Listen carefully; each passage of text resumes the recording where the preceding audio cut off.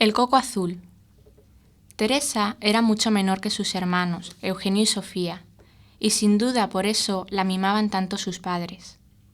Había nacido cuando Víctor y Enriqueta no esperaban tener ya más hijos, y aunque no la quisieran más que a los otros, la habían educado mucho peor. No era la niña mala, pero sí voluntariosa, y abusaba de aquellas ventajas que tenía el ser la primera en su casa cuando debía de ser la última. A causa de eso, Eugenio no la quería tanto como a Sofía. Esta, en cambio, repartía por igual su afecto entre sus dos hermanos. Cuando Teresa hacía alguna cosa que no era del agrado de Eugenio, él la amenazaba con el coco y pintaba muñecos que ponía en la alcoba de su hermana menor para asustarla. Teresa tenía miedo de todo, y solo Eugenio era el que procuraba vencer su frecuente e incomprensible terror. No se le podía contar ningún cuento de duendes, ni de hadas, ni hablarle de ningún peligro de esos que son continuos e inevitables en la vida. Los padres se disgustaban con que tal hiciera, y solo su hermano procuraba corregirla por el bien de ella y el de todos, esperando aprovechar la primera ocasión que se presentase para lograrlo. Rompía los juguetes de su hermana sin que nadie la riñese, y Sofía había guardado los que le quedaban, que aún eran muchos y muy bonitos, donde Teresa no los pudiera coger. «El día que seas buena, te los daré todos», le decía. «Y cuando seas valiente, yo te compraré otros», añadía Eugenio. Teresa se quedaba meditabunda durante largo rato, sin hallar el medio de complacerles. No tenía ella la culpa de ser tan miedosa. Bien hubiera querido vencer sus temores para evitar las burlas de sus hermanos y de sus amigas. Si salía a paseo, tenía que volver a su casa antes que anocheciera, y era preciso llevarla a sitios muy concurridos. Si un hombre la miraba, creía que le iba a robar. Si un perro corría a lo lejos, se figuraba que era un animal desconocido y de colosal altura. Si se despertaba de noche y veía por la entornada puerta la luz de la lámpara de una habitación próxima, imaginando que había fuego en la casa, saltaba con precipitación de la cama pidiendo socorro. No podía estar sola jamás, ni ir a buscar ningún objeto a otro cuarto sin que la acompañasen. En su misma alcoba tenía que dormir una buena mujer que había sido su nodriza, y continuó después al servicio de los padres de Teresa. Quería tanto a la niña que dormía muy poco para poder vigilar su sueño, despertarla si le atormentaba alguna pesadilla o acostarla con ella si estaba desvelada por el miedo. Habiendo caído enferma la madre de Teresa y no bastando los criados de la casa para velar por si algo se ofrecía, mientras acompañaban a la paciente su marido y otras personas de la familia, forzoso fue que la nodriza entrara también en turno para aquel servicio. Ella se quedaba vestida junto a la cama de la niña, que sabiendo que estaba allí a su lado, no tenía cuidado de ningún género. Una noche, el padre de Teresa llamó desde fuera a la antigua criada, que se apresuró a salir. «Hay que ir a la botica», le dijo su amo. «Se ha concluido una de las medicinas y dice el doctor que es preciso traer más». La excelente mujer comprendió que no podía desobedecer aquella orden. Miró a la niña, que dormía con la mayor tranquilidad, se abrigó bien y salió a la calle para cumplir lo dispuesto por su señor. «Tardaré poco», se dijo, «y en este momento Teresa no ha de despertarse. Sería muy casual que así fuese». No había querido cerrar la puerta de la alcoba para no hacer ruido. En la botica la detuvieron un buen rato porque el excesivo número de enfermos que había en aquella época era causa de que tuviesen allí muchas recetas, que se servían por riguroso turno, y el personal de la farmacia más próxima era bastante escaso. Apenas haría un cuarto de hora que había salido la nodriza cuando Teresa se despertó. «Mariana, Mariana», llamó por 2 veces. Nadie le respondió. Como era la primera vez que esto había sucedido, pues la mujer, que tenía el sueño muy ligero, contestaba enseguida que oía la voz de Teresa, ésta empezó a alarmarse y se sintió invadida de aquel invencible terror que tanto le atormentaba. Creyó que a sus voces acudiría su padre o alguno de sus hermanos, en el caso de que éstos no se hubiesen acostado todavía. Al poco rato encendieron una luz en la habitación inmediata. Fijos los ojos en la entornada puerta, la niña cesó de gritar y se quedó inmóvil. La puerta se abrió entonces por completo y apareció en ella una figura negra con un palo en la mano. «Si no te callas, te llevaré conmigo», le dijo con atronadora voz. «¿A quién llamabas? ¿No puedes estar sola?». Ante aquella amenaza, la pobre niña se echó a temblar y ocultó el rostro con las sábanas. «Márchate, coco negro», murmuró al fin, «que yo seré buena». La figura negra desapareció. Apenas había salido, Teresa empezó a llamar a gritos a su nodriza. En la puerta apareció otra figura vestida de azul. Esta se acercó a la niña a pesar de sus protestas y colocó encima de su cama una hermosa muñeca. «Vete», exclamó Teresa llorando. «No me iré sin que me escuches», contestó el fantasma. «Yo soy el coco azul y quiero mucho a los niños buenos, a los que doy dulces y juguetes. Mas para esto es necesario que no me teman, ni tengan miedo a nada. En el último piso de tu casa hay un cuarto oscuro, del que sin duda has oído hablar, que sirve para guardar baúles y muebles viejos. En un rincón de ese cuarto hay muñecas, sillas, mesas y camas para una casa de aquellas, juegos de café, batería de cocina, almendras, caramelos y otras cosas buenas o bonitas. Si mañana te atreves a ir allí sola, de día, todo será para ti. Si no, se lo daré a otra niña». «¿Son los juguetes como los de Sofía?», se atrevió a preguntar Teresa, porque aquel coco no le parecía tan malo como el negro. «Sí, como los de Sofía». «¿Y serán para mí? No lo dudes. Pues bien, coco azul, si te marchas enseguida, mañana iré por ellos». A Teresa le pareció que el coco se burlaba de ella, porque apenas podía contener la risa. Cogió la muñeca y se alejó precipitadamente. La niña ya no se atrevió a gritar, temiendo que apareciese un coco de otro color. Si el azul no le engañara, si todos aquellos juguetes y golosinas fuesen para ella, ¿por qué se había llevado la muñeca otra vez? Su conciencia le decía que en realidad no la había ganado, porque tenía muchísimo miedo. Cuando la nodriza volvió, encontró a Teresa con los ojos abiertos, pero callada. «Qué buena es mi niña», dijo besándola. «Así te quiero yo ver, sin miedo aunque no esté contigo. He tenido que ir a la botica a buscar una medicina para tu mamá, que ya está muy aliviada y pronto podrá levantarse. Ya no me separaré más de ti». «¿Estamos solas, Mariana?» «Sí, solas, como siempre a estas horas», respondió la nodriza. «Pues acércate a mí, que te voy a contar lo que me ha pasado». Y hablando muy bajito, le refirió la visita de los dos cocos. «Habrá soñado todo eso», pensó la criada. A la mañana siguiente, al observar que había dejado un mantón negro sobre una silla y que las cortinas del balcón y de las puertas eran azules, supuso Mariana que, asustada Teresa, los había tomado por fantasmas y que había soñado que le habían dicho todo aquello. Vino a confirmar esta idea el oír que Teresa, en sueños, nombraba sin cesar al coco azul. Al otro día se levantó la niña, pensando en los prometidos juguetes, y decidida a armarse de valor para ir a buscarlos. «Subiré después del desayuno», se dijo, pero no se atrevió entonces, y lo dejó para cuando acabase de almorzar. «¿No sales hoy a paseo?», le preguntó Sofía. «No», contestó Teresa, «tengo que hacer en casa». «Ah, tienes que hacer», repitió riéndose la hermana mayor. «Sí, y no te burles. Famosas ocupaciones serán las tuyas. Si me atreviera te las diría. Pues atrévete. Es que no sé si es preciso guardar el secreto». «Conmigo seguramente no», profirió Sofía. Teresa pareció vacilar un poco, pero al fin, como su hermana era buena para ella y podía darle un consejo, se decidió a contarle la aparición del coco negro y la del coco azul. Al terminar, suplicó a Sofía que subiese con ella al cuarto oscuro. «Eso no puede ser», le replicó. «Te han dicho que vayas sola, y si te acompaño, ya no habrá de fijo ni juguetes ni dulces». Larga fue la lucha que tuvo que sostener Teresa.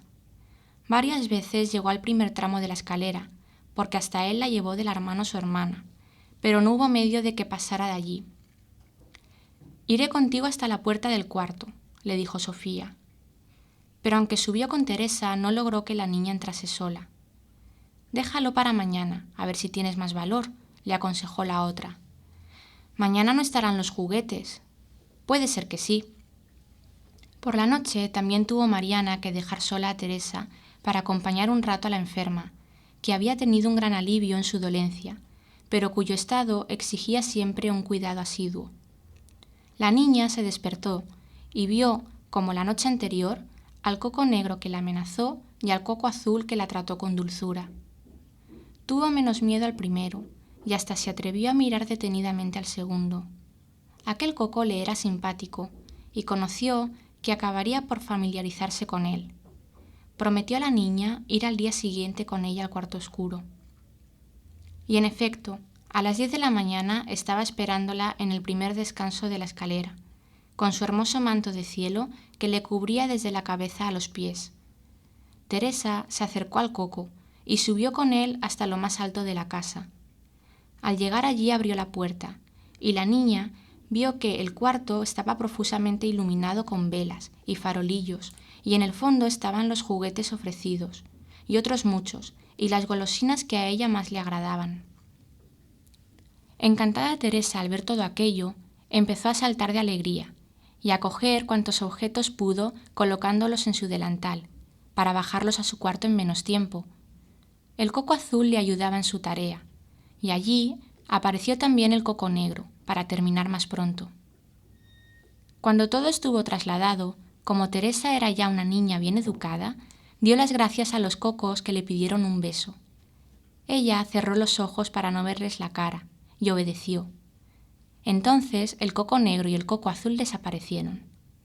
Los dos corrieron al cuarto del padre de Teresa, se quitaron su disfraz apareciendo, bajo el traje del coco malo Eugenio, y del coco bueno Sofía. «Ha estado la niña más valiente de lo que esperábamos», dijeron. Poco a poco fue perdiendo Teresa el miedo a todas las cosas naturales y sobrenaturales, pero aun siendo mayor, siguió ignorando que los cocos habían sido sus hermanos. Si algún día no sabía la lección, le decía a su madre, «Mira que va a venir el coco negro», y aprendía pronto al oír esta amenaza. Sonreía dulcemente, como si de algo muy querido de ella se tratara, cuando después de haber hecho una cosa buena le decían, «En recompensa se lo contaremos al coco azul». Las buenas hadas. La pobre Micaela se había quedado viuda siendo muy joven y con escasísimos recursos. Gracias a la caridad de una vecina, que cuidaba a su único hijo de edad de 4 años, había podido ponerse a servir. Pero aquella excelente mujer había muerto poco después, y la viuda se vio obligada a llevarse a su niño, perdiendo por esto la colocación que tenía. Allá, en una pequeña aldea donde había nacido, vivían algunos parientes suyos, los unos ricos, pero avaros, los otros en tan triste situación como ella. A fuerza de economías, había reunido lo necesario para pagar el viaje y se puso en camino con su hijo, del que no se quería separar. Pocos se acordaban en el pueblo de la viuda y la recibieron con desvío o con frialdad. Ella tenía a su Félix para consolarse, porque el muchacho era dócil y bueno y adoraba a su madre. La pobre mujer alquiló un cuarto muy pequeño, con 2 habitaciones únicamente, y se dedicó a coser y a planchar, reuniendo una parroquia muy reducida, aunque trabajaba bien y se hacía pagar poco, mucho menos que las otras costureras y planchadoras del lugar. Había arreglado pronto su casa, porque no tenía apenas muebles, pero estos eran limpios y no de mal gusto, por lo que Félix no pudo darse cuenta al principio de los sacrificios que la madre se imponía para que el niño no viviese peor que los demás de su clase. No iba a la escuela, pero tampoco bajaba a jugar a la calle, viendo ésta desde su ventana adornada con unas cortinas de percal, 2 tiestos con claveles el uno y geranios el otro, y una jaula con un pájaro. Félix quería mucho aquel jilguero, que sabiendo su afición a los pájaros, le había llevado un día a su madre. Estaba encerrado en una pobre jaula que el inquilino que había ocupado antes que ellos el modesto cuartito había dejado abandonada.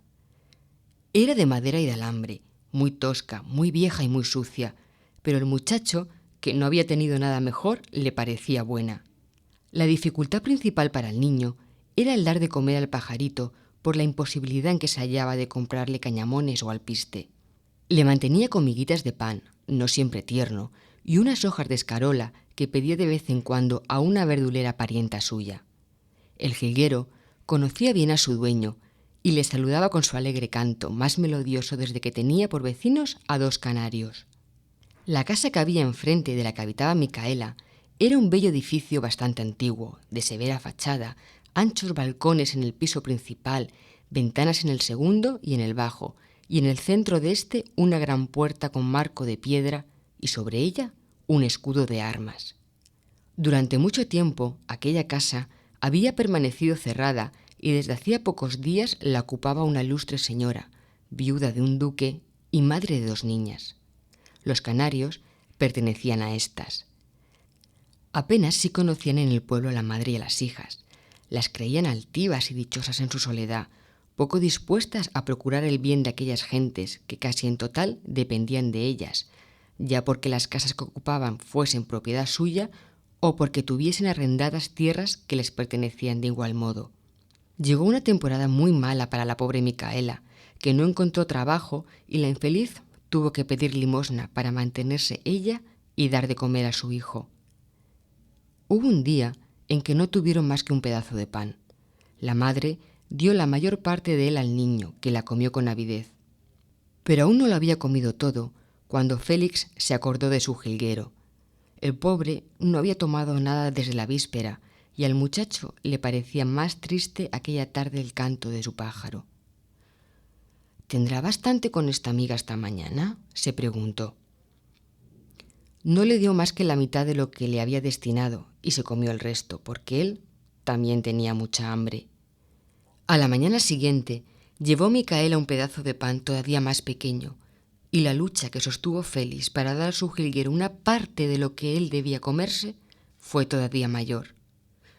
«Madre», dijo, y sus ojos se llenaron de lágrimas, «mi jilguero está triste y se me va a morir».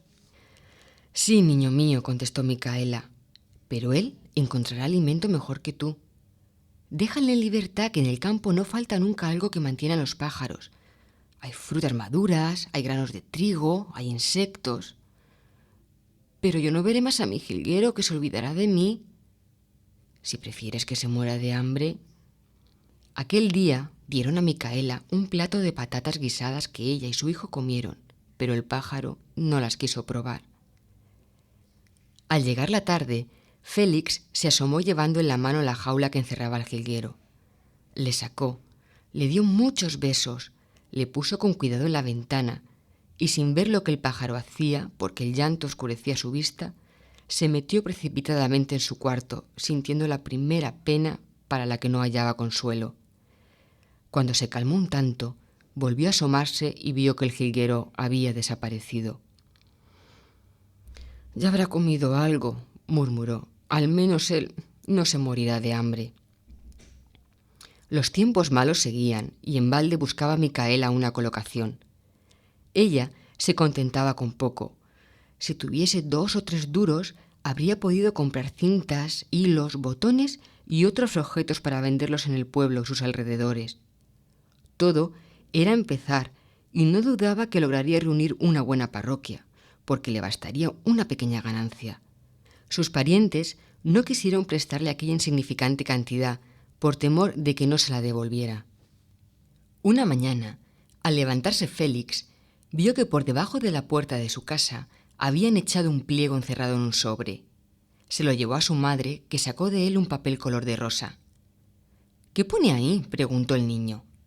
Y Micaela leyó lo siguiente: «Las hadas Esmeralda y Turquesa, más conocidas por las buenas hadas, queriendo dejar un recuerdo a los niños de este pueblo de su paso por él, les ruegan que escriban lo que desean antes del 1 de junio y depositen sus peticiones en el hueco del tronco de la encina que hay a la entrada del campo. El 6 del mes citado recibirán la contestación. No se admitirá ningún pliego que vaya sin firmar». ¡Madre, madre!, exclamó el niño con júbilo. «Escribe por mí, puesto que yo no sé, y pone al pie de lo escrito mi nombre». «Pero, hijo, ¿tú crees que esto es verdad?», preguntó Micaela. «Sí, sí lo es, escribe». «Pero si no tengo papel ni tinta». «No importa, en el mismo pliego de las hadas escribe con lápiz». La viuda, riendo al ver la alegría de su hijo, se dispuso a escribir y él dictó estas palabras. «Señoras hadas, muy agradecido a sus bondades, les pido que den a mi madre, a la que tanto quiero, 5 duros, o aunque sea menos, para comprar algunas cosas que necesita para venderlas por los pueblos, pues somos muy pobres y hay días en que apenas tenemos que comer. Les pido además que me devuelvan mi jilguero, al que también quiero mucho. Que no desoigan estos ruegos, le suplica Félix Martínez». «Ahora, madre», dijo el niño, «dame la carta y la llevaré sin perder tiempo». Y echó a correr sin descansar hasta que llegó al campo. Allí, a la entrada, estaba la encina con un profundo hueco en su tronco, en el que no habían puesto nada todavía. Félix dejó su petición y se alejó lleno de esperanzas. Pocos días después, las buenas hadas contestaron del mismo modo que habían escrito antes, citando a los niños del pueblo en el jardín de casa de la duquesa, que se extendía por detrás del edificio. La hora señalada era las 8 de la noche. Apenas sonó la primera campanada en el reloj de la iglesia, se abrió la puerta del jardín y por ella penetraron los niños y no pocos hombres y mujeres, entre estas Micaela. Ni un solo muchacho había dejado de acudir. Guiados por un criado de la señora, llegaron a una gran plazoleta, en cuyo centro había una mesa y 2 sillones. Farolitos y vasos de colores perfectamente combinados iluminaban aquel pasaje en el que se veían árboles frondosos, perfumadas flores y cristalinas fuentes. Allá, a lo lejos, se oía una música dulcísima y poco después se presentaron varios criados seguidos de las hadas. Eran muy bellas, de corta estatura, con hermosos cabellos adornados con ricas diademas de oro cubiertas de pedrería. Llevaba en el centro la una gran esmeralda y la otra una enorme turquesa. Sus vestidos largos estaban bordados de plata y un finísimo velo de tul les caía hasta los pies calzados con preciosos zapatos. Las dos, con majestuoso ademán, tomaron asiento y los criados fueron colocando en la mesa, en bandejas cubiertas, los lotes que ellas iban pidiendo. Había de todo: la muñeca soñada por una niña pobre, el caballo de cartón que deseaba un pequeñuelo, el vestido de seda para otra muchacha, los dulces para un goloso, las armas para un futuro militar. Ellos lo recibían con gritos de admiración y de alegría que parecían divertir mucho a las hadas. El lote de Félix fue el último. El hada turquesa entregó al niño un billete de banco y el hada esmeralda el jilguero encerrado en una jaula bonita y elegante. Sí, era el mismo, no cabía duda, lo hubiera conocido entre 1000. Félix, agradecido, se arrodilló a los pies de las hadas y besó con entusiasmo sus delicadas manos. Micaela lloraba al ver colmados sus deseos con una cantidad mucho mayor que la pedida por su hijo. Después del reparto, los muchachos fueron obsequiados con dulces y con vino, saliendo todos muy satisfechos del jardín. A la mañana siguiente, los niños creían haber soñado, en particular Félix, que veía a su madre contenta y oía cantar a su jilguero. Micaela comprendió que el pájaro al volar se había parado en la casa de enfrente, junto a las jaulas de los 2 canarios, y que se había dejado coger con facilidad. Pero Félix no lo quería creer, y no hubo medio de que viera que las buenas hadas pudieran ser sus vecinas, las hijas de la duquesa. Estas partieron enseguida de allí y no regresaron al pueblo. Todos los años, el 1 de junio, fueron los niños a echar sus cartas en el hueco del tronco de la encina, pero no volvieron a recibir los preciosos dones de la hada turquesa y de la hada esmeralda. En cambio, el administrador de la buena señora y de sus hijas siguió cobrando muy barato los alquileres de las casas y de las tierras que habían arrendado, y por orden de sus amas fundó una escuela en la que los niños, terminada la primera enseñanza, podían aprender un oficio. Félix, uno de los más aplicados, logró al cabo de algunos años ser el sostén de su madre, pagando de este modo el cariño y los desvelos que la pobre viuda había tenido siempre para él. El fantasma del bosque. 1. ¿Por qué habían nacido tan iguales aquellos dos muchachos? No eran de la misma familia, ni vivían en la misma clase social. El uno, Guillermo, era hijo único del señor del castillo, y el otro, Paulino, de un pobre soldado. Tenían entonces unos 10 añitos, igual estatura, más bien alta que baja para su edad, el cabello castaño, los ojos negros, grandes y expresivos, la tez morena y algo pálida, los labios gruesos y los dientes blancos y pequeños.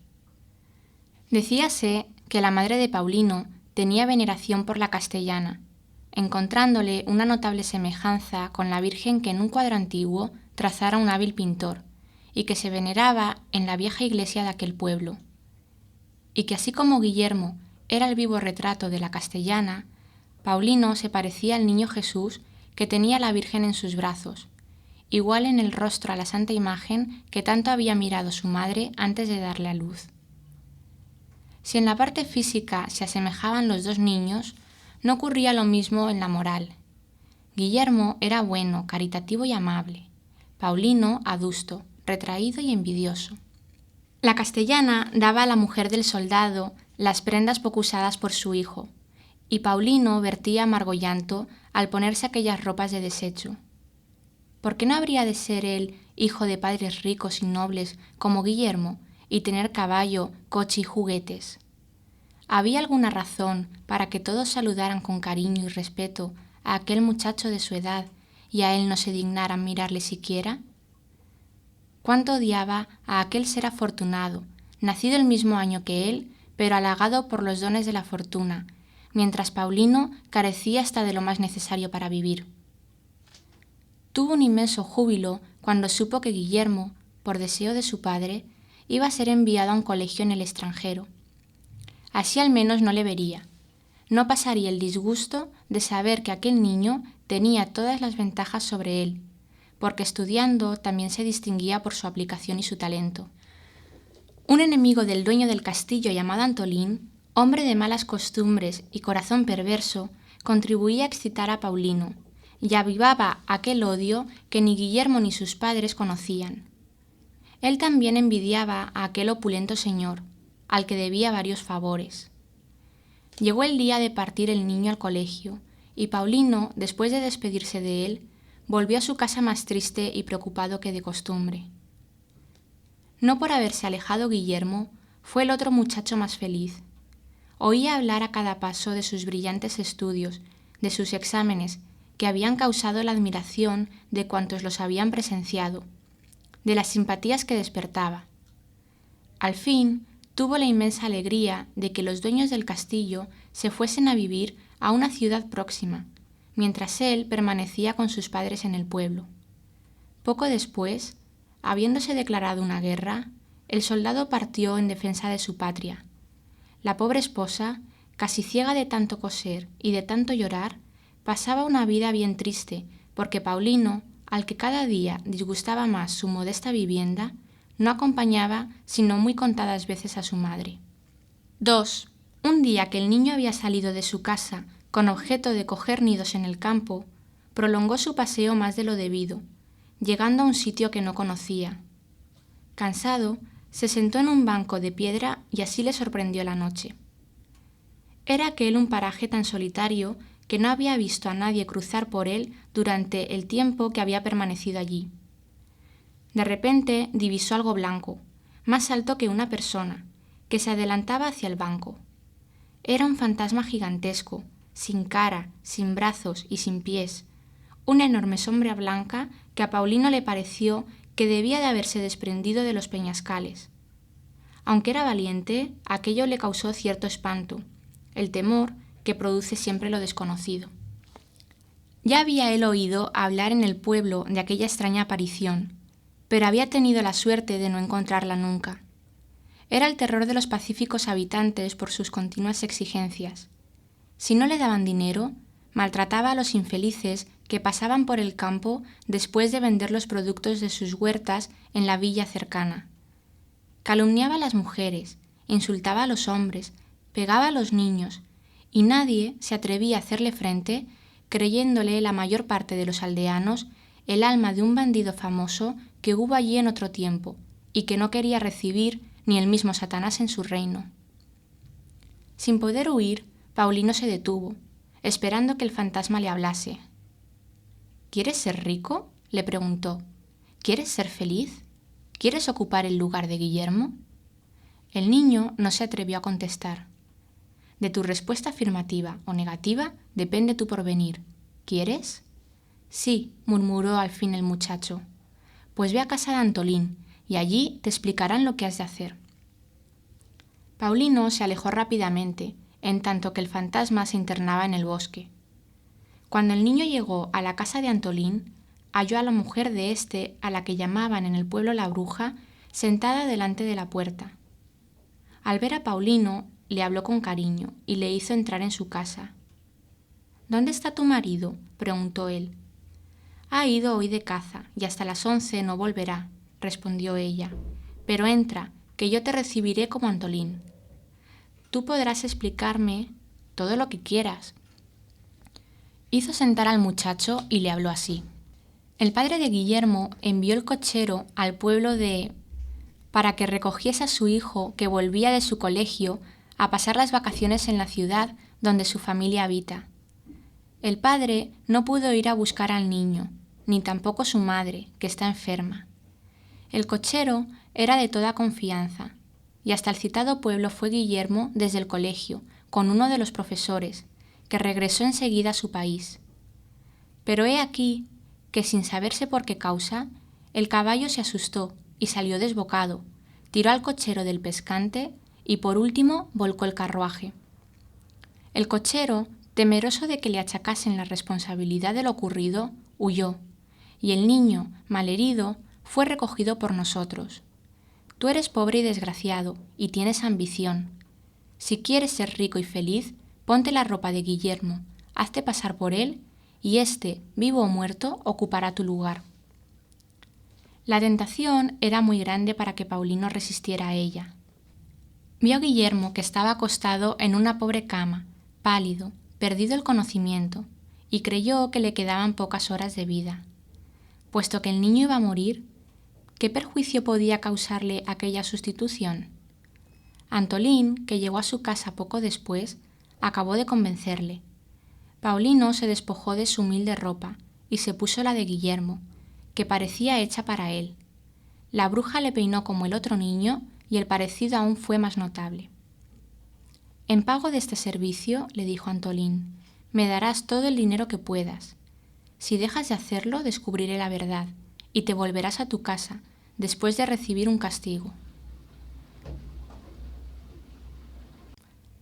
Paulino prometió pagar aquel favor y al día siguiente partió para la ciudad en compañía de Antolín. Nadie supo por entonces lo que había sido del cochero. La madre de Paulino fue avisada por la bruja de que su hijo se había caído de un árbol. Vistieron a Guillermo con la ropa del otro niño, y la pobre ciega pudo engañarse al pronto, creyendo que aquel muchacho herido y atacado de violenta calentura era realmente su hijo. 3. Cuando Antolín volvió, ya tenía todo el dinero que los señores habían dado a su supuesto hijo para que lo gastara en limosnas y diversiones. Esto va a ser una mina inagotable, dijo el hombre. Así podremos vivir sin trabajar, comiendo bien y bebiendo mejor. El papel que quería representar Paulino era más difícil de lo que pensó. El señor del castillo observó bien pronto que el que creía Guillermo había atrasado en sus estudios y le obligaba a estar todo el día con el libro en la mano. Era un hombre despótico, un verdadero tirano en la casa, lo que Paulino ignoraba, porque Guillermo no se había lamentado nunca de esto con él. Ya no tenía el niño aquella hermosa libertad de que disfrutaba cuando era pobre. Ya no salía solo por el campo, ni podía hablar con ningún amigo, ni hacer su gusto jamás. Él creía antes que en las casas de los ricos todo era felicidad, y se convencía de que ésta no se compra con dinero. A esto hay que añadir lo que le costaba representar su papel cuando le hablaban de cosas completamente ignoradas, y a las que no tenía más remedio que contestar. «Eres más torpe cada día», le decía el padre de Guillermo. «Estoy deseando que vuelvas al colegio». Y al terminar las vacaciones allá le llevaron. Se vio entre rígidos maestros, entre compañeros de clase elevada que le trataban con insultante altivez, pues aunque le creían de ilustre familia, se juzgaban superiores a él por la educación. Y si triste había sido su vida en la ciudad donde moraban los padres de Guillermo, aún lo era más en aquel colegio cuyos profesores y condiscípulos eran extranjeros en su mayor parte. De pronto, y sin que supiera por qué, dejó de recibir las cartas que todas las semanas le enviaban los señores del castillo creyéndole su hijo. El director del colegio sí tenía noticias de ellos, porque le pagaban mensualmente. Llegaron las vacaciones y nadie le fue a buscar. Pasó el verano casi solo y muy aburrido. 4. Una noche tuvo un sueño que le causó profunda impresión. Se hallaba con su madre en su pobre casita esperando a su padre.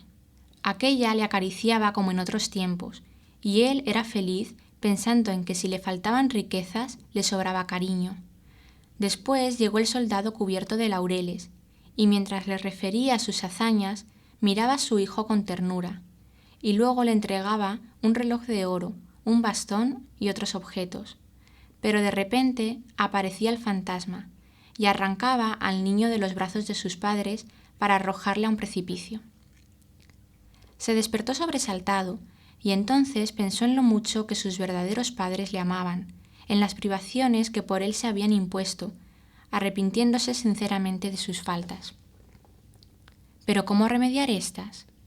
Le pareció lo mejor confesar su culpa, y así lo hizo en una sentida carta dirigida a los padres de Guillermo.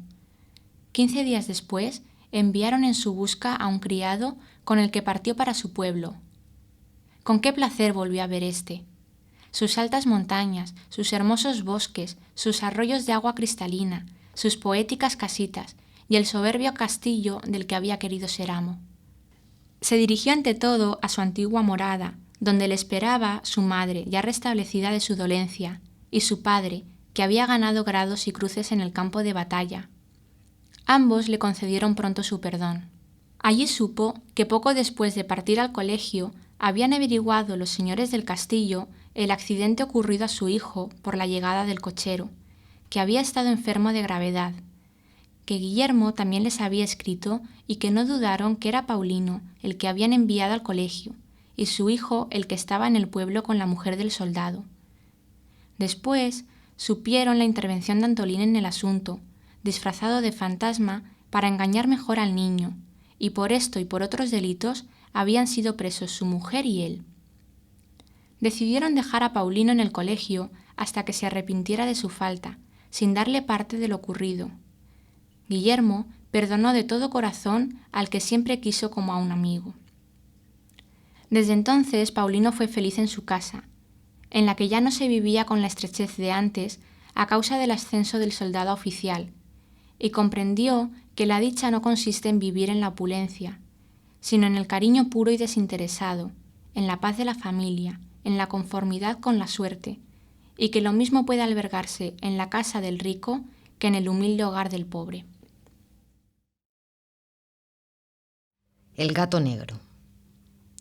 2 gatitos nada más había tenido la gata de doña Casimira Vallejo, y ya habían pedido a la citada señora nada menos que 14. Y es que los gatitos eran completamente negros, y sabido es que hay muchas personas que creen que aquellos traen la felicidad a las casas. De buena gana doña Casimira no se hubiera desprendido de aquellos 2 hijos de su sultana, pero su esposo le había declarado que no quería más gatos en su vivienda, y la buena señora tuvo que resignarse a regalarlos el día mismo que cumplieran 2 meses. Mucho tiempo estuvo pensando dónde quedarían mejor colocados. El vecino del piso bajo perdía muchos gatos, y no faltaba quien sospechase que se los comía. El tendero de enfrente los dejaba salir a la calle y se los robaban. La vieja del cuarto entresuelo era muy económica y no les daba de comer. El cura tenía un perro que asustaba a los animalitos, y así, de uno en otro, resultó que los 14 pedidos se redujeron para doña Casimira solamente a 2, casualmente el número de gatos que tenía. Aún así no acabaron sus cavilaciones.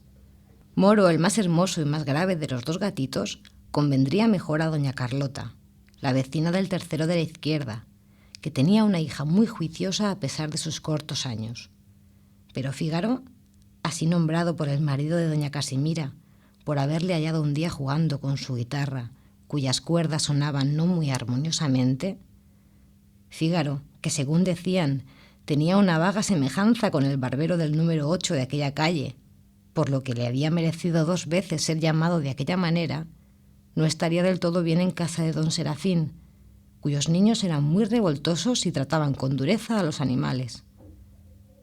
Pero al cabo, como el tiempo urgía, Morito fue entregado a doña Carlota y Fígaro a don Serafín. Ambos fueron adornados con collares rojos y cascabeles, y Blanca, la niña de la viuda, y Alejandro y Pepita, hijos del caballero, que también era vecino de doña Casimira, habitando en el otro tercero, no dudaron ya que en sus moradas todo sería bienestar y ventura, con haber llevado a ellas a los 2 gatitos. Al pronto la casualidad vino a confirmar aquella idea. Doña Carlota ganó un premio a la lotería, y don Serafín, que estaba cesante, fue colocado con 12.000 reales en un ministerio. «¡El gato negro!», exclamaban los chicos. «¡El gato negro!». Lo que no impedía que Alejandro y Pepita maltratasen al pobre Fígaro, que en cuanto podía se vengaba de ellos clavando en sus manos los dientes o las uñas. Pero como era tan pequeño no les hacía gran daño. En cambio, Morito pasaba los días en la falda de su joven ama y las noches en un colchoncito muy blando que hizo Blanca para el gato en cuanto se lo dieron. Demostraba él su contento con ese ronquido acompasado que en los gatos es indicio de felicidad completa, y es seguro que si hubiese sabido hablar no hubiera dejado de decir a doña Casimira que no podía haberle proporcionado una casa mejor. A los 2 meses de estar Fígaro con don Serafín, todo cambió en la morada de éste. Alejandro estuvo gravemente enfermo con una erupción. Su padre se quedó cojo de una caída. Una criada le robó los cubiertos y Pepita no cesaba de perder ya pendientes, ya pañuelos, ya muñecas. «Vaya una suerte que nos ha traído el gato negro», decían mirándole con rabia. En cambio, Blanca estaba cada día mejor de salud. Le regalaban muchos juguetes y parecía que la prosperidad había entrado en su casa con Morito. Hablando un día don Serafín con la vecina del piso entresuelo delante de los 2 niños, en tono de burla, de la felicidad que les había llevado el gato negro, la señora le dijo: «Hay 2 clases de gatos negros, unos que dan la ventura y otros que la quitan. Aunque hijos de la misma gata, es fácil que Moro sea un gato de los buenos y Fígaro de los malos. Usted, amigo mío, ha tenido la mala suerte mereciéndola mejor que doña Carlota». Alejandro se quedó muy preocupado al oír aquello y Pepita más. A los 2 se les ocurrió lo mismo. Puesto que los gatos eran iguales, ¿por qué no los habían de cambiar? Había en la casa un patio muy pequeño al que daban las cocinas de doña Carlota y don Serafín, viniendo las ventanas una enfrente de otra. Por allí se habían asomado muchas veces los vecinitos, Alejandro y su hermana, para hacer muecas a Blanca, y ésta para enseñarle sus juguetes. El niño, que era muy malo, dijo a Pepita que se fingiera amiga de la hija de doña Carlota para entrar en la casa más fácilmente y coger al gato, a lo que ella se prestó gustosa porque ya miraba a Fígaro con horror. Aquello fue muy fácil. Blanca, con permiso de su madre, convidó varias veces a Pepita a almorzar con ella. Las niñas jugaban juntas y salían también a paseo. Aprovechando una de estas salidas, fue Alejandro un día a casa de doña Carlota y dijo a la criada, que sin desconfianza le hizo pasar, que iba a esperar la vuelta de su hermana porque tenía un recado urgente que darle. La criada se volvió a la cocina y, entretanto, el niño pasó al comedor, donde dormía el gato junto al brasero, y cogió a Moro, que no opuso la menor resistencia porque era muy manso. Llegó a la antesala, dejó abierta la puerta y, entrando en su casa, encerró al gato en su habitación y llevó a Fígaro al comedor de al lado. Pero si era fácil que confundieran a los 2 gatos, no podía evitarse que ellos se extrañasen cuanto les rodeaba. Así es que Fígaro fue enseguida a esconderse debajo del aparador para que nadie le viera. Cuando doña Carlota volvió de paseo con las niñas, lo primero que hizo Blanca fue llamar a Morito, pero el gato no salió como de costumbre. «No sé qué le pasa hoy a Moro», dijo Alejandro. «Está debajo del armario y gruñe cuando se le quiere sacar de su escondite». «Habrá algún ratón», dijo doña Carlota. Pepita y su hermano se marcharon, diciendo que al día siguiente no podrían volver porque esperaban a un pariente que venía de fuera. Y aguardaron las venturas que el nuevo gato había de llevar a la casa. Pero la mala suerte no se interrumpía. Como don Serafín, a causa de la pierna rota, había dejado de ir a la oficina, ocurrió que por la noche le llevaron la cesantía. Mas los niños dijeron que aquello se había firmado cuando aún estaba en la casa Fígaro. Así pasaron unos días sin que Pepita y Alejandro hubieran ido a ver a Blanca. Los gatos salían ya a comer, pero no se dejaban tocar todavía. Un sábado estaban limpiando las cocinas en ambas casas. Fígaro, el de doña Carlota, se asomó a la ventana y reconoció, no sin asombro, a la criada de don Serafín, que antes le daba carne cruda todas las mañanas. «Aquella sí que es mi casa», debió decirse, pero se quedó un tanto parado al ver un gato igual a él en el cuarto de enfrente. En cuanto al Morito, miraba aquellas cacerolas tan relucientes, aquellos platos blancos con flores de colores donde le servían la leche, y hasta veía sus 2 cazuelas que la cocinera acababa de fregar, lo mismo que cuando comía él. «Allí vivía yo», pensó sin duda, y por cierto que estaba mejor que aquí. La criada de doña Carlota empezó a llamarle. Él se refregaba contra la ventana y hacía 1000 demostraciones de júbilo. Al fin, Fígaro miró al patio y pareció medir la distancia que le separaba de la ventana vecina. Moro lo comprendió y, sin reflexionar, dio un gran salto cayendo aturdido a los pies de la cocinera de Blanca. «Este sí que es mi gato», decía la buena mujer acariciándole. «Bien sospechaba yo que aquí había ocurrido alguna cosa. Esos infames chicos de al lado son los culpables». Entretanto, Fígaro había saltado también, pero como la criada de don Serafín había salido de la cocina para abrir la puerta de la calle, porque acababan de llamar, no se enteró de aquel cambio de gatos. Alejandro y Pepita siguieron creyendo que Moro estaba en su casa y Fígaro en el otro tercero. Mas las desdichas continuaban y no sabían a qué achacarlas ya. Con este motivo, Fígaro llevaba algunas palizas diarias, y el gato, que era reflexivo, pensó que le tendría más cuenta volverse a la casa de al lado. Era fácil saltar por el mismo camino. Pero ay, el pobre gato midió mal la distancia y fue a parar a una tabla donde doña Casimira ponía el botijo para que se refrescase el agua, lastimándose un poco. Fígaro conservaba un vago recuerdo de aquella casa, en la que había pasado sus primeros meses, y allí fue recibido con entusiasmo para reemplazar a Sultana, que acababa de morir en los brazos de su dueña. ¿Llevó Fígaro la desgracia a su nueva morada? No, por cierto. Doña Casimira continuó, como antes, siendo la mujer más afortunada de la tierra, como lo eran doña Carlota y Blanca. Don Serafín murió dejando a sus hijos a cargo de un pariente, que les encerró en colegios a fin de que cambiaran su mala condición. Y los niños, pensando en que ya no tenían el gato negro, llegaron a convencerse de que éste no llevaba la buena ni la mala suerte, sino que la desgracia estaba en ellos, que realmente no merecían otra cosa. Así, un día que fueron a visitar a doña Casimira, dieron a Fígaro bizcochos y queso, que el gato se comió, demostrándoles después su gratitud con un arañazo. Su nueva dueña dedujo que Fígaro había reconocido a Alejandro y a Pepita. Era un gato muy inteligente. Ginesillo el tonto o la casa del duende. El tren correo acababa de llegar a la estación de Santa Marina y de él se apeó, entre otras muchas personas, un viajero joven, sencillo pero elegantemente vestido, que iba sin duda para asistir a las fiestas del citado pueblo que empezaban aquella noche. No sabía el caballero que ya no se encontraba en la posada, con honores de fonda ni una habitación disponible. Juzgaba cosa fácil tener albergue en la pequeña población. A la primera pregunta que hizo sobre el particular, pudo comprender el error en que estaba. Todo había sido cedido o alquilado a parientes, parroquianos o amigos, hasta las guardillas, hasta los pajares, hasta las cuadras.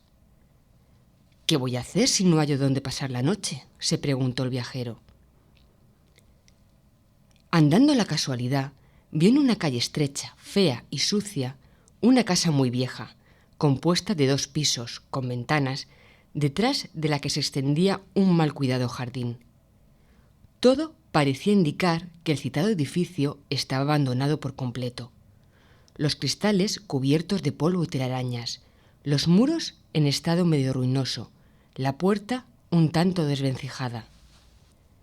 Pegado en ella se veía un papel amarillento en el que apenas podían leerse estas palabras escritas con una letra gruesa y desigual. «Se alquila o se vende. En el número 8 darán razón». La casa tenía el número 4. Por consiguiente, el forastero encontró sin dificultad el lugar donde podían darle noticias respecto a aquel viejo edificio. Una niña de 10 a 11 años se hallaba a la entrada ocupándose en recoger alguna ropa lavada que había tendido al sol para que se secase. «¿Se puede ver la casa que tiene el número 4?», preguntó el caballero. La muchacha le miró con verdadero asombro y no respondió. «He visto que se alquila o se vende», prosiguió él, «y como me figuro que no ha de ser cara, tomándola por unos días resuelvo el difícil problema de tener dónde dormir en este pueblo durante las fiestas». «¿Pero de veras quiere usted entrar ahí?», murmuró al fin la niña.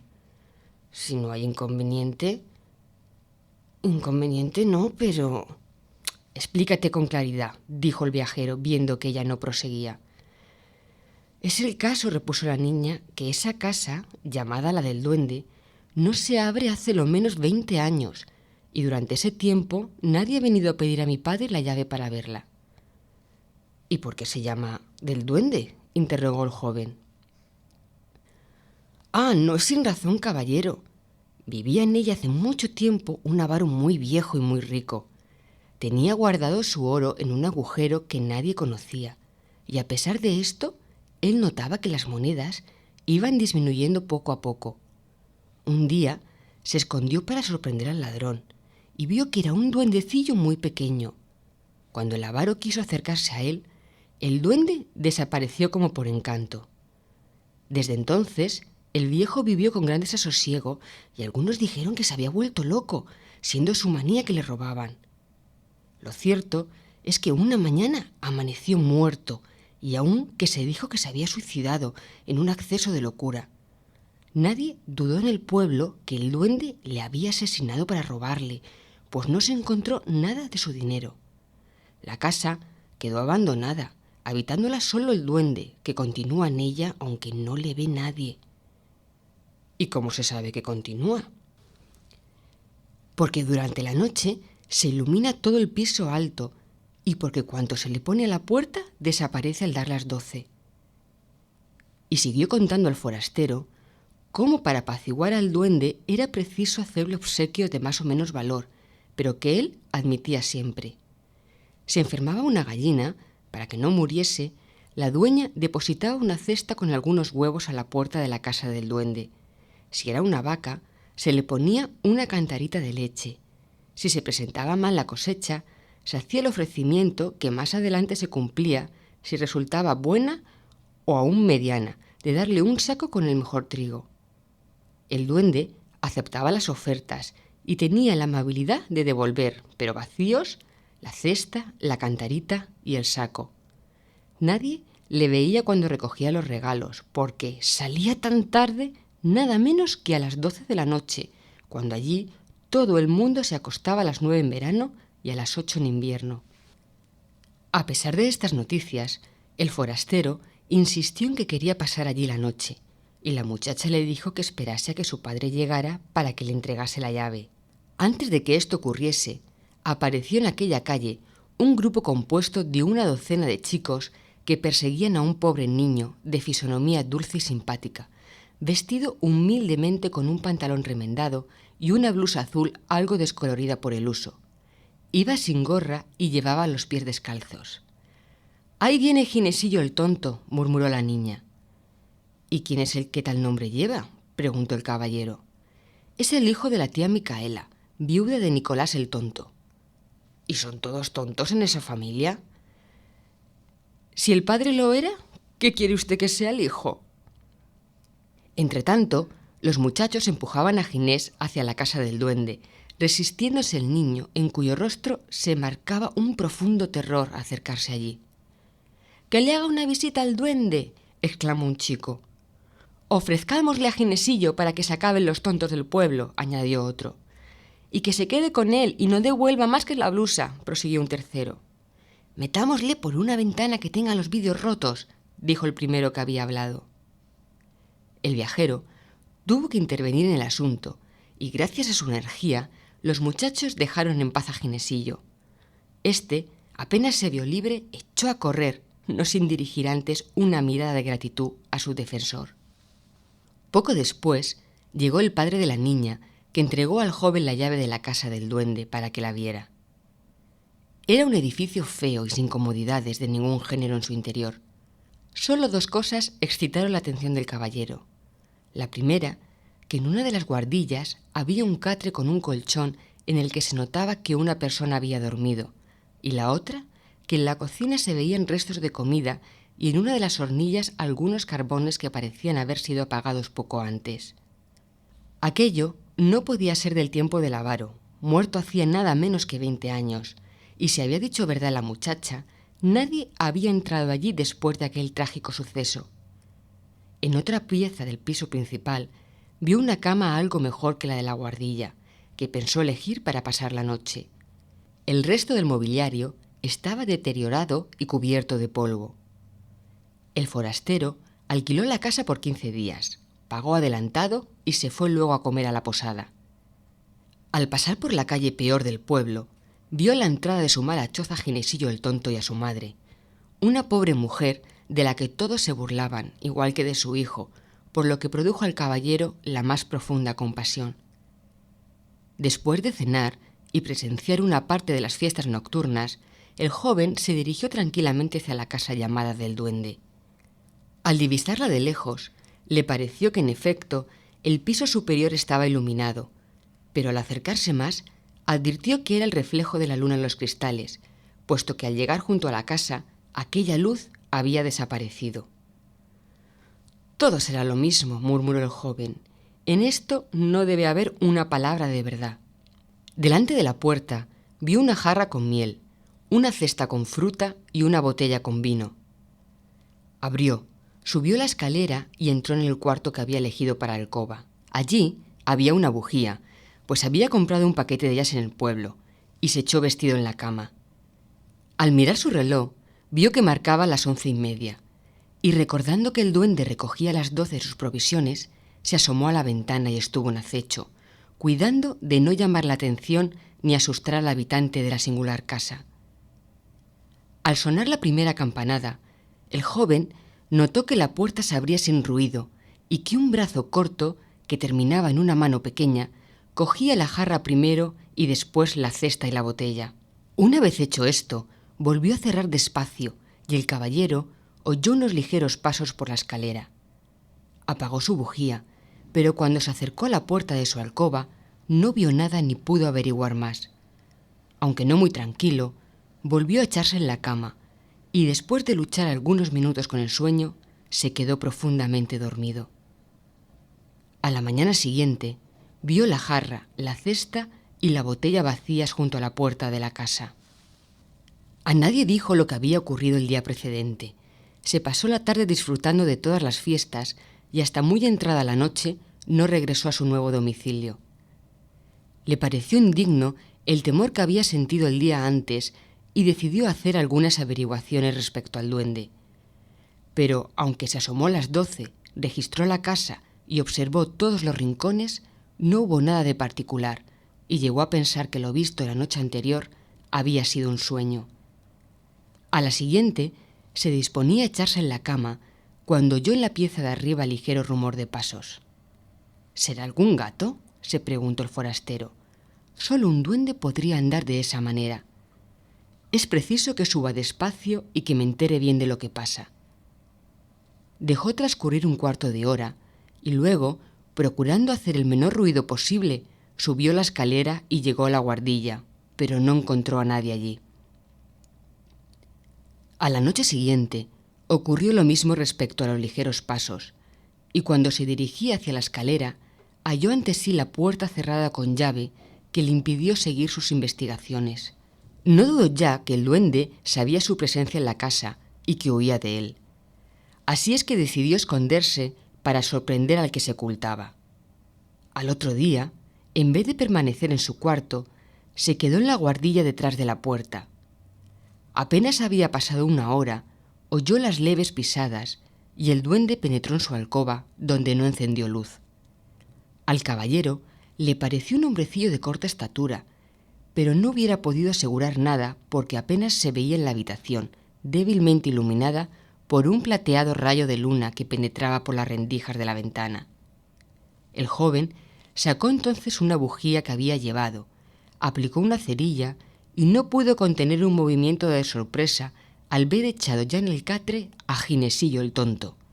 El niño se levantó extendiendo sus suplicantes manos hacia él y le habló de este modo: «No me pierda usted, no descubra a nadie que me ha visto». «Pues explícame sin reticencias ni falsedades tu presencia en esta casa».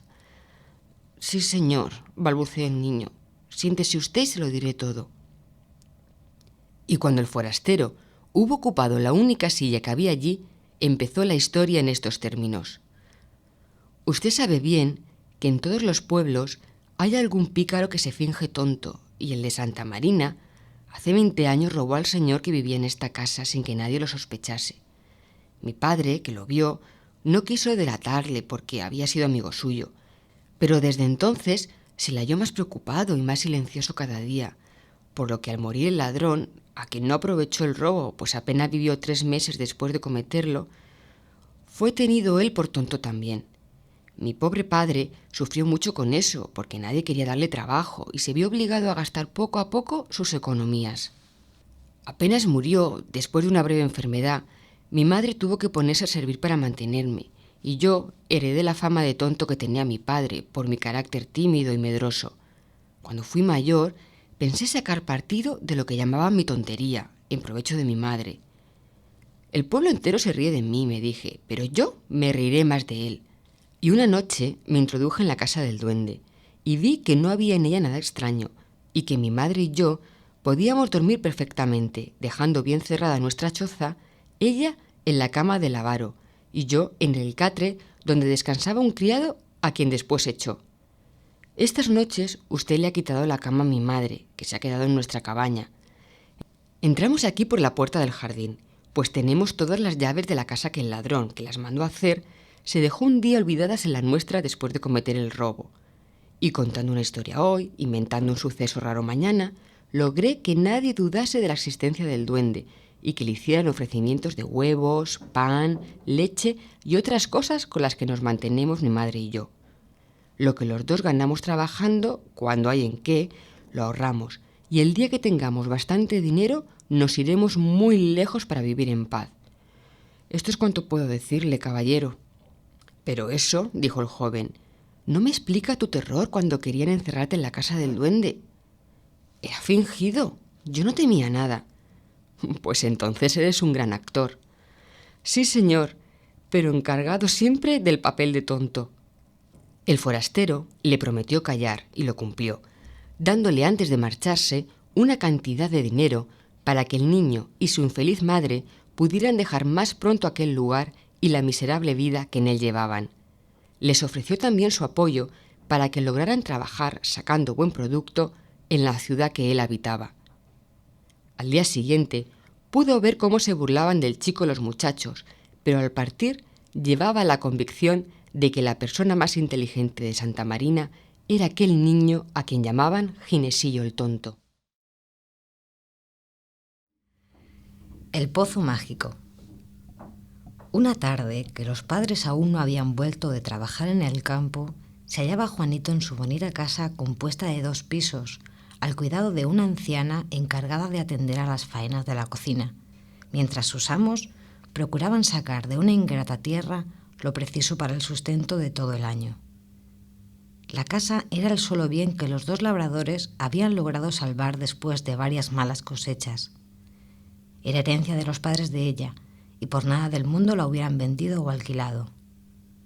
Juanito se hallaba en la sala, una habitación grande, alta de techo, con 2 ventanas que daban al campo, amueblada con sillas de Vitoria, un rústico sofá, una cómoda, con una infinidad de baratijas encima y 2 mesas. A una de las ventanas que estaba abierta, se acercó por la parte de fuera un hombre mal encarado, vestido pobremente y con un fuerte garrote en la mano. Hizo seña a Juanito de que se acercara y le preguntó, cuando el muchacho estuvo próximo, dónde se encontraba su padre. «En el campo grande», contestó el niño. «¿Y dónde es eso?», prosiguió el hombre. «Por lo visto es usted forastero cuando no lo sabe. Mire por donde yo señalo con la mano. Ese sendero de ahí enfrente tuerce a la izquierda, sale a una explanada. Luego, no hay quien lo entienda», interrumpió el hombre. «Y el caso es que urge verle para el ajuste de los garbanzos y de la cebada. ¿No podrías acompañarme? Mis padres me han prohibido salir de casa, y si falto a su orden me castigarán. Mas podrán castigarte si pierden la venta por ti. ¿Y qué he de hacer entonces? Acompañarme si quieres, y si no, dejarlo, que haré el trato con otro labrador». «Es que», prosiguió el niño, «dicen que hay 2 secuestradores en el país, y por eso mis padres temen que salga. Yo te respondo de que yendo conmigo no los encontrarás. Además llevo un buen palo para defenderte». «¿Los ha visto usted?» «Sí, iban a caballo, camino del Molino Viejo». «Entonces no hay temor, porque tenemos que ir hacia el lado opuesto. Vamos». Juanito salió, guiando al hombre por la senda que antes indicara. La tarde era clara y serena. Brillaba el sol en un cielo sin nubes, y el calor se dejaba sentir con fuerza, porque ni un árbol daba sombra a aquel campo sembrado de trigo a derecha e izquierda. Un estrecho sendero conducía al lugar aún muy distante, donde los padres del niño se hallaban trabajando. Pero antes de llegar a la explanada, de que hablara Juanito, el hombre lanzó un silbido extraño, y un joven se presentó casi enseguida llevando un caballo de la brida. A una seña del que había obligado al pequeño Juan a salir de su casa, el joven montó, y el niño se vio cogido por unos robustos brazos y colocado sobre el caballo también. Gritó pidiendo auxilio, pero al instante un pañuelo fue puesto sobre su boca para ahogar su voz, y ya no hubo defensa posible para la infeliz criatura. El caballo iba a galope y Juanito veía al pasar con vertiginosa rapidez los carros cargados de paja que volvían al pueblo, las yuntas que terminados los trabajos iban a encerrar, algunos labradores que se retiraban a sus hogares, pero todo de lejos y sin que ningún hombre fijase su atención en él. A pesar de aquella carrera, el camino le parecía muy largo. Al fin, el joven hizo parar al caballo, bajó al niño y sin soltarle abrió una puerta que conducía a un vasto terreno que debió ser jardín en otro tiempo. Le introdujo allí, volvió a cerrar con llave y le dejó solo, sin ocuparse al parecer más de él.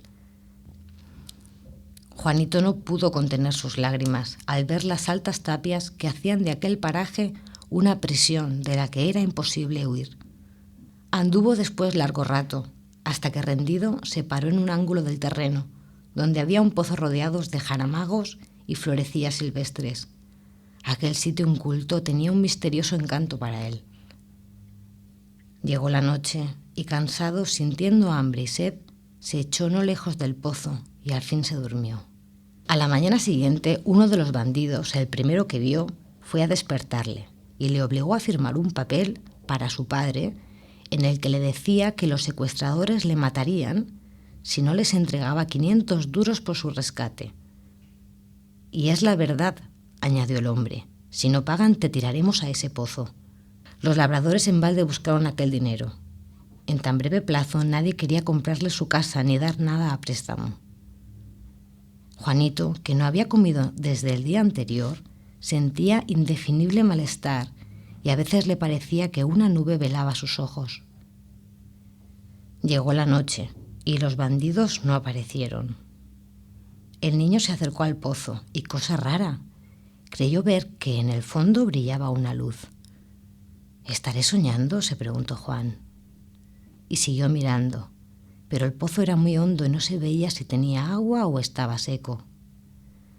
Poco después, una voz, de mujer o de niño, cantó dentro del pozo el siguiente romance con una música dulce y un tanto monótona. Había en una ciudad un bello y juicioso niño, a quien unos malhechores lograron poner cautivo. Le llevaron engañado a una casa con sigilo, donde había un gran terreno que antes jardín hubo sido, rodeado de altas tapias, con arbustos ya marchitos, árboles mustios o secos y un pozo medio escondido en un bosque de rastrojo, de gran abandono indicio. Pidieron por el muchacho un rescate de los bandidos, mas siendo los padres pobres y careciendo de amigos, en balde fueron buscando aquel oro apetecido, precio de la libertad del idolatrado hijo. Por vengarse, los ladrones presto hubieron decidido arrojar en aquel pozo al pobre muchacho vivo, y sin escuchar sus ruegos, aquellos hombres indignos, levantándole en sus brazos, le lanzaron al abismo. Antes de llegar al fondo, los ángeles, también niños, quizá hermanos por el alma del prisionero afligido, trocaron las duras piedras por un césped duro y fino y bellas flores silvestres de nombres desconocidos, que en algún jardín del cielo acaso hubieron cogido. Y entonces el secuestrado, no esperando tal prodigio, halló al caer aquel lecho donde se quedó dormido. La voz se fue extinguiendo poco a poco y Juanito no oyó las últimas palabras del romance. Pero aquel canto le había llenado de esperanza. Sabía que si le arrojaban al pozo no tendría nada que temer. Miró hacia el fondo y observó que la luz, que poco antes viera brillar, había desaparecido. Se echó sobre la hierba y esperó con relativa tranquilidad la vuelta de los malvados secuestradores. Estos llegaron a las 12 de la noche, muy disgustados porque los padres de Juanito no habían depositado el dinero en el sitio indicado, pues los infelices no habían encontrado ni la 20ª parte de lo pedido. «Le arrojaremos al pozo mágico», dijo el más joven, señalando al niño. «Esos rústicos no habrán dejado de dar aviso de lo que ocurre a la Guardia Civil, y para probar que no somos nosotros los secuestradores, tenemos que desembarazarnos del chico. ¿Cómo creerían que no éramos culpables si hallaban al muchacho con nosotros? ¿Y no le buscarán en el pozo? Y a propósito de ¿por qué le llamas mágico?», preguntó el otro bandido. «Porque algunas veces se oyen en él gritos, y en el pueblo aseguran que está encantado». «¿Y tú lo crees?». «Yo no, pero lo llamo así por costumbre que tengo de oírlo». Siguieron hablando y por último se acercaron a Juanito, y sin atender a sus ruegos le arrojaron al pozo. El pobre niño perdió el conocimiento antes de llegar al fondo, así es que no supo si había allí el lecho de flores arreglado por los ángeles sus hermanos. Cuando volvió en sí, se halló en un pequeño cuarto y acostado en una humilde cama. Un hombre y una muchacha velaban junto a él. El primero, sin hacerle pregunta alguna, le dio algún alimento que reanimó sus fuerzas, mientras la segunda le miraba con cariñosa curiosidad. Cuando el hombre salió, Juanito se atrevió a preguntar a la niña dónde se encontraba. «Mi padre me ha prohibido hablarte para que no te fatigaras», dijo ella. «Pero ya que te muestras curioso, ¿has oído cantar al pozo mágico?». «Sí, ¿quién cantaba?». «¿Eso qué importa? Todo lo que decía el romance se ha realizado. En el fondo del pozo no había agua ni duras piedras, has caído sobre paja y heno. Luego mi padre te ha cogido en sus brazos y te ha traído aquí para avisar a tu familia, a la que conoce y quiere, porque tu padre le salvó la vida cuando los dos eran soldados. Desde el fondo del pozo se oye todo lo que traman los secuestradores, y mi padre ha evitado por eso algunos crímenes. La casa que ellos ocupan está en la parte alta del camino, y la nuestra en la más baja. El pozo tiene una abertura que pone en comunicación esta vivienda con la otra, obra que hicieron unos contrabandistas en otro tiempo, pero que los secuestradores ignoran. Hay un camino subterráneo que llega a nuestro pequeño jardín. Para que tu ilusión fuese más completa, puse margaritas y amapolas en el fondo del pozo, pero como te desmayaste no las has visto. Ya iremos allí otro día». La llegada del padre de la muchacha puso término a la conversación, pero como la mañana siguiente Juanito estuviese ya bueno, tuvo deseos de ver el fondo del pozo con su nueva amiga. Esta abrió una puerta que había en un cobertizo que daba al jardín, y ambos penetraron en un subterráneo estrecho y húmedo, llegando finalmente al pozo donde Juanito había caído. El niño cogió unas margaritas y prometió que las guardaría siempre. Sobre sus cabezas arriba oíase un fuerte altercado. Era que iban a prender a los secuestradores. Estos querían probar su inocencia negando haber robado a Juan, y casi habían convencido a sus perseguidores cuando una voz infantil dijo desde el fondo del pozo: «Sí, son ellos los que me robaron. Lo declaro para que no puedan hacer lo mismo con otros niños». «¡El pozo mágico!», exclamó el más joven de los secuestradores. Aprovechando su estupor, los que iban en su busca se apoderaron de él. El otro se defendió a tiros. Una de las balas hirió mortalmente a su compañero y él cayó al suelo también muerto por uno de sus contrarios. Aquella misma tarde Juanito fue devuelto a sus padres, que no podían casi creer fuese cierta la aventura de volver a verle, pues imaginaban que había sido ya asesinado. Con cuánta efusión se abrazaron luego los dos antiguos soldados. El padre de Juanito, al saber que su amigo y su hija eran muy pobres, se los llevó a su casa donde compartieron con la familia los trabajos del campo, abandonando aquello su humilde vivienda. La comunicación con el pozo fue tapiada y el terreno donde se ocultaban los secuestradores convertido en hermosa huerta. Juanito sintió siempre el más vivo afecto por la muchacha, a la que hacía cantar muy a menudo aquel romance que le oyó por primera vez en el fondo del pozo mágico.